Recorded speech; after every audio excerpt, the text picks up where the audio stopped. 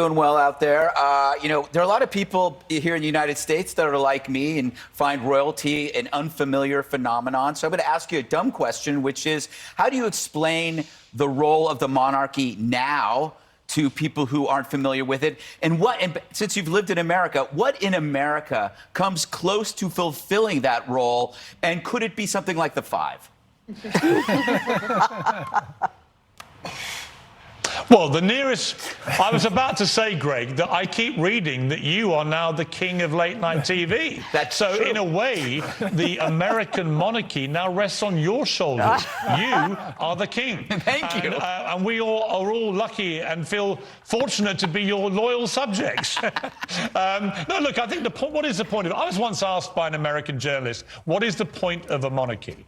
And I said, look, the whole point is there's not really a point. They're not elected officials. What did the Queen do that made her so beloved and so popular, and why do we feel so grief-stricken she's gone? And I would explain it to Americans like this. You have presidents who come and go. Some are good, some are bad. None of them last more than 8 years. And then you move on and you invest all your emotion and time into a new family, a new president. We've invested all our time and emotion for my entire lifetime in one woman and her family. And she's barely put a foot wrong in 70 years. I can't think of a president or prime minister who's gone 7 minutes without putting a foot wrong.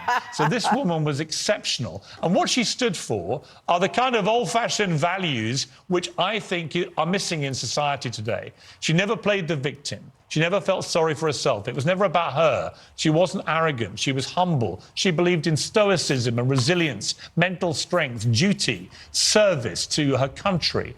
And I think it was that which made Britain great and which we've sadly lost in recent times. That's what she stood for. And I think if you had a figure like that, look, personally, I think it was a great shame you got rid of the monarchy from America because the King Piers has a great ring to it. However, you made that decision. You've tried to move on. You now have King Greg. It's not quite the same ring. Doesn't sound quite as posh. But I think she brought stability, and she was there as a kind of comfort blanket in difficult times and someone to share celebration in good times. And I don't think we realised quite how big a deal she was to all of us individually until we lost her. And I've got to say, it feels like we've lost the kind of nation's grandmother. And imagine the most beloved president you've ever had who'd been there for 70 years and never put a foot wrong, and then they die. That's what it feels like for us. So what's the point of a monarchy? The Queen was the point because she's the most beloved public figure in the world, and God bless her. All right.